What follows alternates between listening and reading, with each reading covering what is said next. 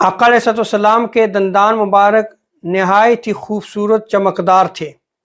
حضرت مولا علی المرتضیٰ بیان کرتے ہیں کہ آقا علیہ السلام کے دندان مبارک قدر کشادہ تھے۔ اسی لیے صحابہ کرام بیان کرتے ہیں کہ جب بھی آقا علیہ السلام گفتگو فرماتے تو آقا علیہ السلام کے دندان مبارک سے نور نکلتا ہوا دکھائی دیتا۔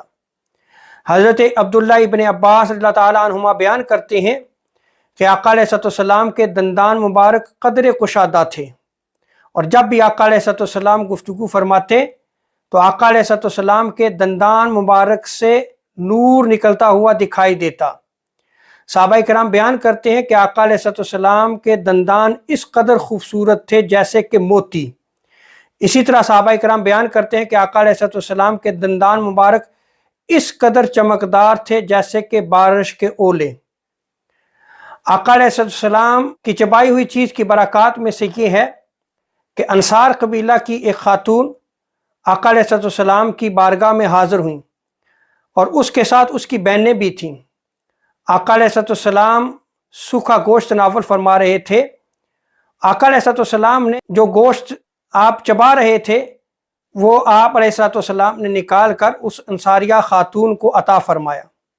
وہ بیان کرتی ہیں کہ میں نے اس گوشت کو اپنی بہنوں میں تقسیم کر دیا اور انہوں نے کھا لیا۔ اس کے بعد سے نہ تو ان کے دانت پیلے ہوئے اور نہ ہی ان کے منہ سے بو آئی۔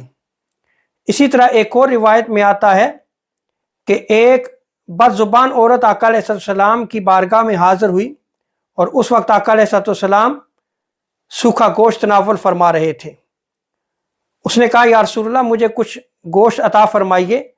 تو آقا علیہ السلام کے سامنے جو سوکھا گوشت پڑا ہوا تھا آپ نے اسے وہ عطا فرمایا، لیکن اس نے کہا نہیں یا رسول اللہ جو آپ چبا رہے ہیں وہ مجھے عطا فرمائیں۔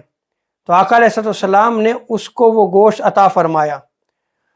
اس عورت نے وہ گوشت کھایا تو صحابہ کرام بیان کرتے ہیں کہ اس کی زندگی سے بد زبانی ختم ہو گئی۔